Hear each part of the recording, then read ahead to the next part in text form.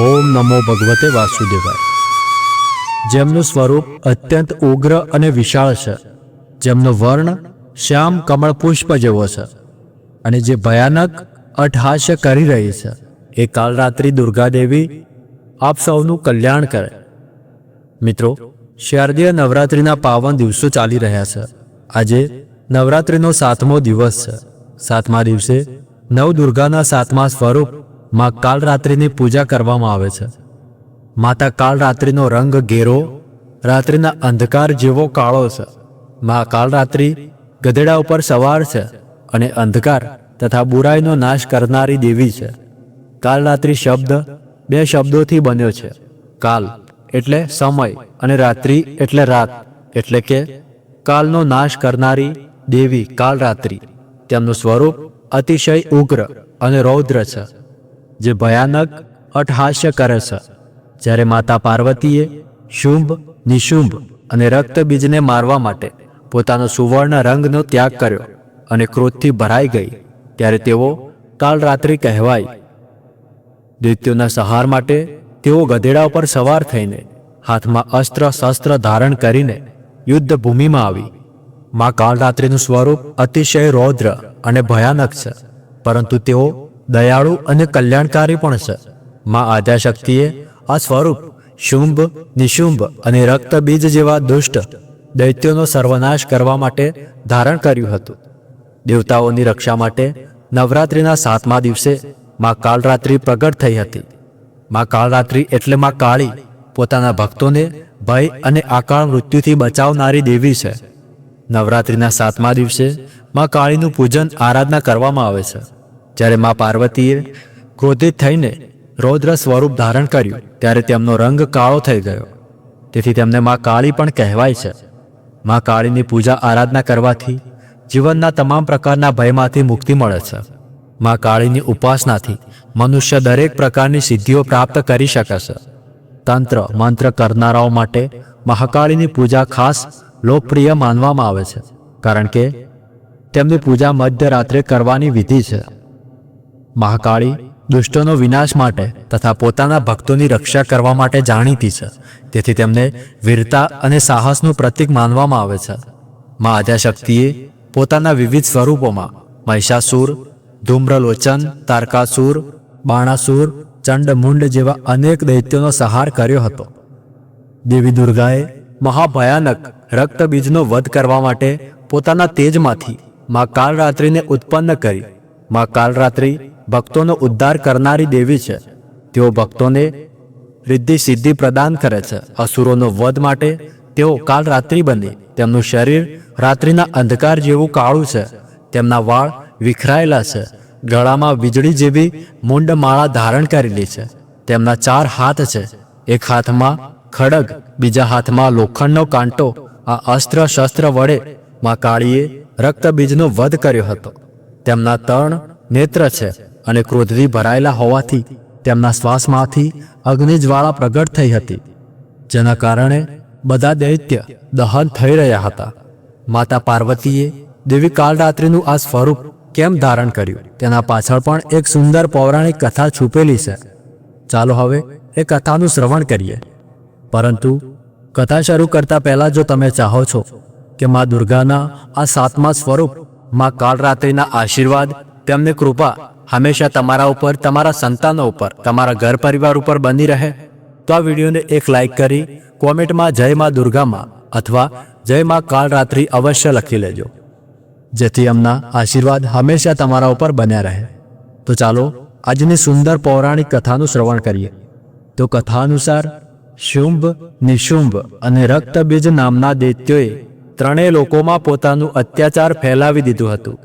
રક્તબીજ અતિશય શક્તિશાળી હતો અને તેની શક્તિ તેના રક્તમાં હતી, કારણ કે જ્યારે રણભૂમિમાં કોઈ યોદ્ધા તેના પર અસ્ત્ર કે શસ્ત્રથી પ્રહાર કરીને તેને ઘાયલ કરવાનો પ્રયાસ કરતો અને તેના શરીરમાંથી લોહીની બૂંદ ધરતી પર પડતી, તો તે બૂંદમાંથી તેના જેવા અનેક ક્રૂર દૈત્ય હાથમાં શસ્ત્ર લઈને ઊભા થઈ જતા।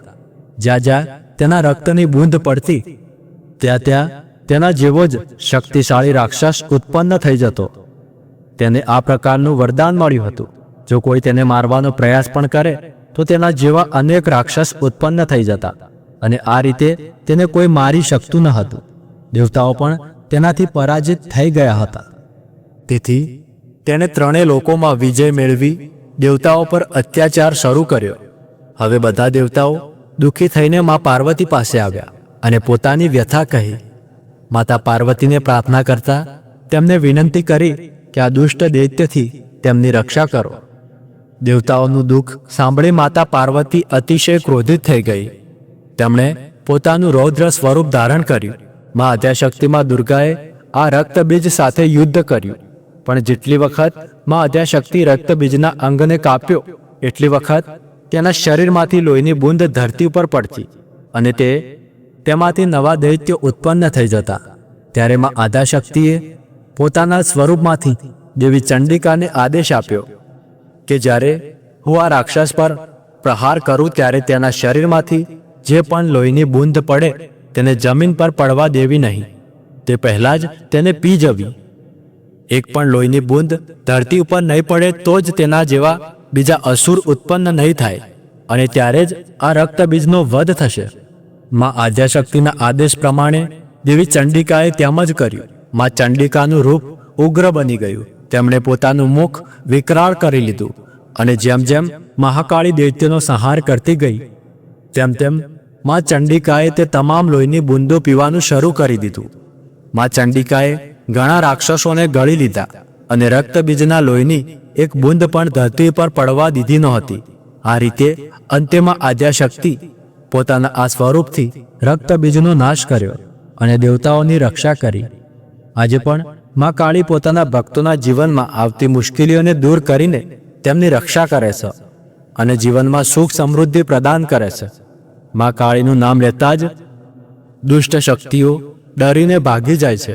મા કાલરાત્રિની પૂજા વિધિપૂર્વક કરવી જોઈએ. આ પૂજા સવારે જલ્દી કરવાની સલાહ આપવામાં આવે છે. તેથી આ દિવસે સવારે બ્રહ્મ મુહૂર્તમાં ઉઠીને સ્નાન કરીને સ્વચ્છ થવું, પછી ગંગાજળ અથવા ગૌમૂત્રથી ઘર અને પૂજાઘરને શુદ્ધ કરવું. લાલ વસ્ત્ર પહેરીને કળશની સંપૂર્ણ વિધિપૂર્વક અક્ષત, સિંદૂર અને પુષ્પથી પૂજા કરવી. માતાનું આહ્વાન કરવું, તેમની પૂજા કરવી, તેમના સમક્ષ દીવો પ્રગટાવવો, પુષ્પ, સિંદૂર, અક્ષત વગેરેથી વિધિપૂર્વક પૂજન કરવું. પૂજા કરતી વખતે આ મંત્રનો જપ કરવો કે ઓમ કાલરાત્રે નમઃ. આ મંત્રના ઉચ્ચારણથી મનમાં શુદ્ધ ભક્તિભાવ ઉત્પન્ન થાય છે. ત્યારબાદ માતાને ભોગ અર્પણ કરવો જોઈએ. મા કાલરાત્રિને ગોળ અથવા ગોળથી બનેલા હલવાનો ભોગ અર્પિત કરવો જોઈએ. પછી માતાની આરતી, સ્તુતિ કરવી. આ દિવસે કાળી ચાલીસાનો પાઠ કરી શકાય છે. આ ઉપરાંત નવરાત્રિના 7મા નોરતે તલના તેલ અથવા સરસવના તેલનો અખંડ જ્યોત પણ પ્રગટાવવી જોઈએ અને દેવીની ખાસ વિધિથી પૂજા કરવી જોઈએ.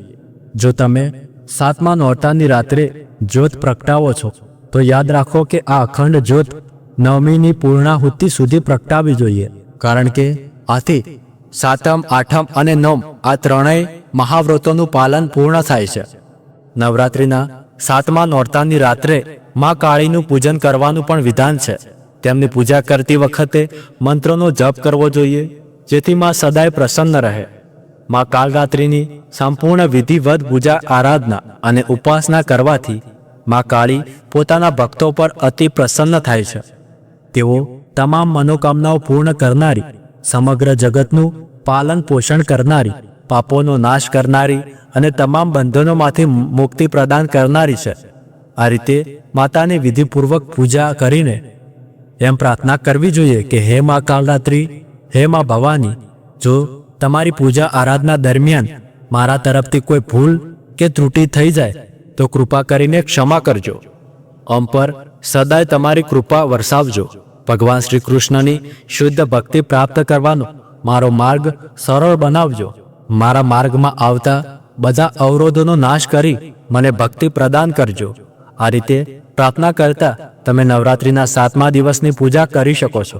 તો મિત્રો, આજની કથા અહીંયા પૂરી કરીએ છીએ અને કાલે નવરાત્રિના 8મા દિવસની કથા સાથે ફરી મળીશું.